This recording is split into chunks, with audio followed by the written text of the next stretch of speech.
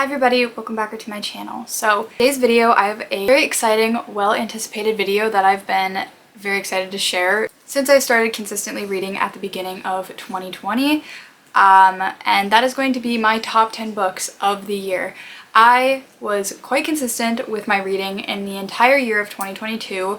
I originally started picking up the hobby in 2021, but I only read about I think 7 to 9 books in that entire year. I was just kind of getting my feet in the water, and then in 2022 I made a huge mission to start reading a lot more, and there was months I read 10 plus books, and it was just a really solid year to get into the hobby. These are going to be my top picks that I have rated on Goodreads.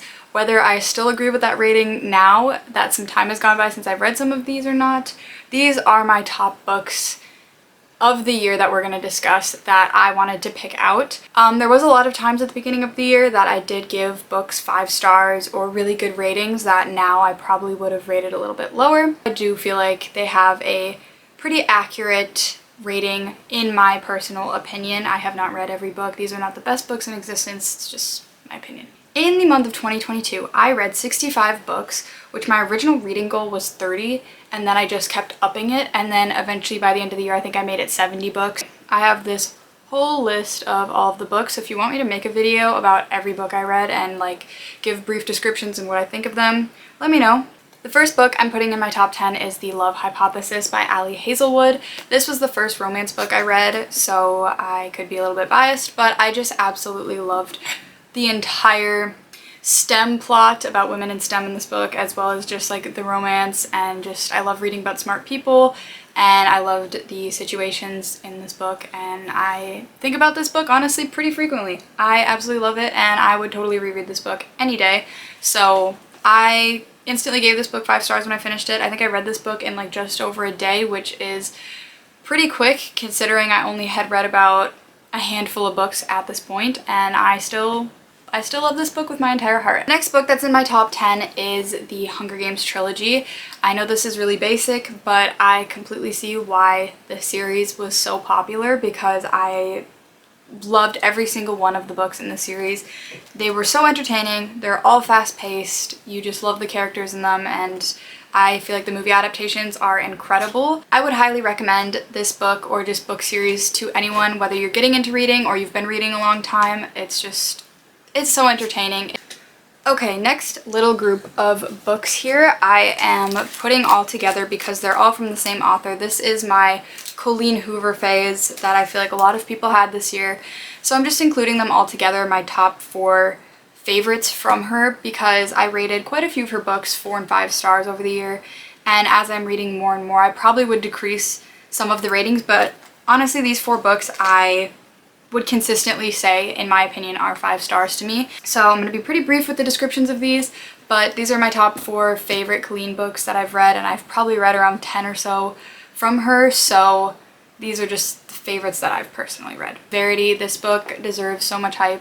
If you're going to pick up a Colleen Hoover book, I really recommend this. It's like a thriller romance, and it's very eerie, it's very dramatic, and it's very scandalous as well. So I definitely recommend this book. I feel like this book deserves so much hype, and I did hear they're making a movie adaptation of this, so I would definitely recommend this to anybody.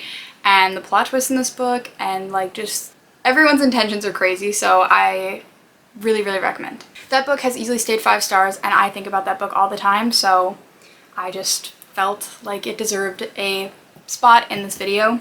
The next book, which is super underrated in my opinion, is Heartbones by Colleen Hoover. This is a YA book, so it's a little bit more for a younger audience, but you could easily read this as an adult and find it entertaining. This is a beach read kind of book, and there's some heavy topics that are discussed in this, but then there's still that fun youthful vibe to this book. I love this book. The plot of this book and just the characters stick with you for some reason, and no one talks about this book enough. I have All Your Perfects. This is about a married couple, but it goes from a timeline of them falling in love and meeting for the first time, and then jumping to, I think it's 5 or 7 years or something like that in their marriage, and the struggles they're facing, and them kind of falling out of love and just giving up on the relationship, and you just kind of see how everything built up to where it was, and then the downfall of the marriage. But I found this book incredible. I sobbed many times reading this. And I also feel like this book is kind of underrated for some reason of hers. Seemed to be like underappreciated. And then the final book is It Ends With Us. This is one of my favorites of the year. As cheesy as some of the moments in this book are, as cheesy as the main character's name is, there is really heavy topics in this book, and I don't think that this book should just be looked at as a romance because there's such like a heavy story that goes along with this. So I really, really loved this book. I went back through and re-annotated it, and I will easily reread this probably again this year because this book sticks with me. Think about it all the time. The characters, the plot, the circumstances, just everything. Okay, so the next book that is going in my 5 stars, which I have not heard many people talk about, is None Shall Sleep. I read this at the beginning of the year and I absolutely love it. My mom is currently reading this book because I had to convince someone else to read it because no one reads this book. If I could recommend one like more YA thriller murder mystery, it would be this. This book is so well, like, it's very well thought out, and I just love the plot, I love the pacing, I love the characters. It just seems like really well done, and I was shocked when I looked this author up that she didn't have like a ton of books out or anything like that because it just seemed like she's been writing for a really long time.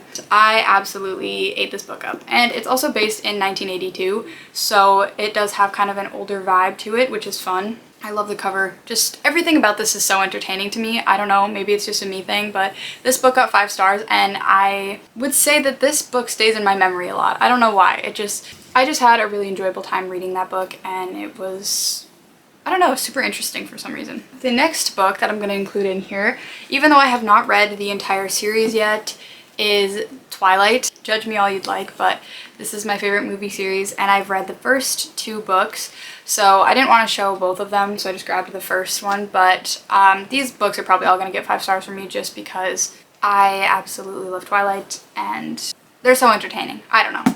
It's self-explanatory. You should read the Twilight series if you're interested, because I feel like they did also a really good job of recreating the movies, but they're just, I eat them up. They're so good. The next book is Daisy Jones and the Six. I absolutely loved this so much. There is not going to be another book, I feel like, ever, or at least for a long time, that is going to give me a similar vibe to this. It's based like in the 70s, very much like Beatles era. It's so fun. The bell-bottom jeans in this, it's just, everything is chef's kiss.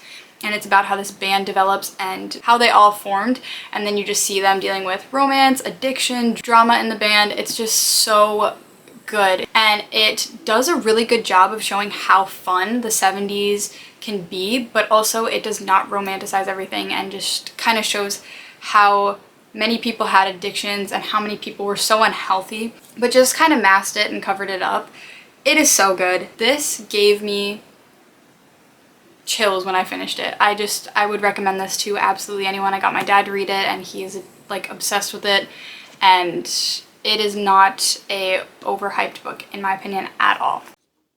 Hi, I'm checking in because I forgot to film the clip of The 7 Husbands of Evelyn Hugo. This is also by the author Taylor Jenkins Reid, who also wrote Daisy Jones and the Six. So I was going to include these together, but I must have forgot to film this book. This book is easily 5 stars for me. It is about a woman growing up in Hollywood, and you just see her in the public eye and all of these things she would have to do to get to certain points in her career. There's a lot of truths to that point. So this book is just incredible, and you obviously learn about her 7 husbands, so it jumps to different parts of how she met that husband and the things she got involved with. This book had to be included in the video because I just feel like I'm not doing it justice if it's not in here. This book is easily in like my top 5 to 10 for the year, so had to go in here. And then the next book I'm going to talk about is The House Across the Lake. This is by Riley Sager. I would recommend any Riley Sager book. I've read 2 now, and I just bought like 2 or 3 more.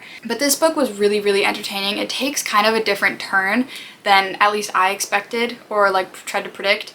And I was kind of like baffled at first once I was reading it, and I was like, do I like this? And then after I finished it, my jaw was like on the floor, and I was so entertained. This is another book that just like kind of stays in your conscience. Like, it never leaves. It's always like there, and you're thinking like about how they could have missed that, or like how you couldn't have, like, you know when something's kind of like right in front of your face but it's not, and then when it happens you're like, whoa, like how did I not think of that? It's about a woman who is recently widowed and she's dealing with this grief of obviously losing her husband, and she's at this lake house, and then she starts kind of watching her neighbors across the lake in this really nice house, and then they become friends and she gets close to the wife and whatever, and then the wife goes missing.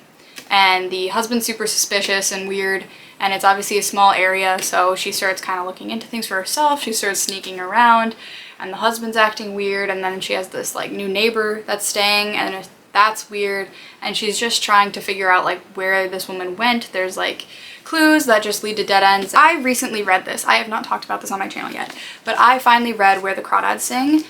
This book's super popular, and I watched the movie like 3 or 4 times, and I absolutely loved it. So then I was like, I need to read the book. And I know the author is controversial, but I was actually gifted this book from someone who previously read it. You can look into that if you want, because it's very interesting. But this book is so good in my opinion. It's something you either will love or hate, but it is so up my alley with the coming of age story, and then there's a side plot of a murder trial, and then romance. I did read somewhere that the author, I believe, has a zoologist degree, so there's a lot of information about animals around this like marsh this girl lives in and grows up in, and I found that very entertaining because I'm very into wildlife and just nature. The ending of this book had me sobbing. I was jaw-dropped. Like, even though I've seen the movie and the movie adaptation's incredible, it can't beat the book. It is so good. The second book in my top 3 is the Shatter Me series as a whole, but I'm just showing you the first book. There is like 6 or 7 novels in this and like 5 novellas. It's a really long series. I am currently on the last novella, and I'm so sad this series is over. It's a YA dystopian fantasy about these kids and teenagers who have powers, and she cannot be touched, otherwise she literally like kills someone if they touch her. And then she meets this guy and he can touch her without any issues, without any protection, anything. So this book starts off so fast-paced, and then they just kind of ascend throughout the series, and you just learn more about the government system and the re-embellishment and like all their powers, and you just learn about the characters and kind of how it's like a found family a little bit. I recommend this series to anyone, and there is heavily added romance to this. So if you enjoy romance, you should definitely check it out because it's so good. I think I rated all the novellas and novels between 3 and 5 stars, but it is a 5-star series. Like, everything is so good. I will instantly be rereading this series at some point in the next year or so because it is so good. My top of the year, I believe this might be my favorite duology, if not just like favorite book, which I feel like people are going to be surprised by this because not that many people talk about this book. It is kind of older, but I have such a connection to this movie, and then I went through and read the 2 books that the movie was based off of this year, and I'm just obsessed with it. That would be If I Stay by Gail Forman, and then there's the duology Where She Went. If I Stay is a movie, and it's one of my favorite movies. I've watched it. I went and saw it at the theater when I was young or whatever. I just have like nostalgia towards it, and I just like love the storyline. It's a romance book.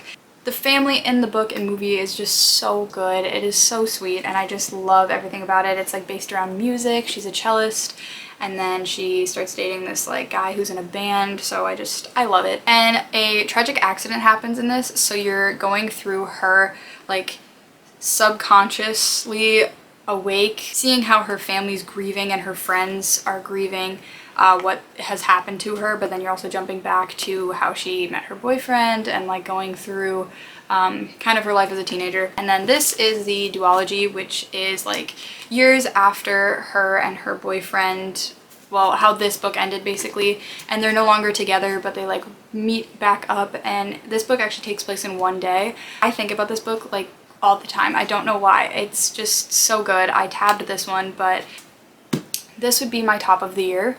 It's easy to read. It's YA. Well, those are my top 10 books for the year.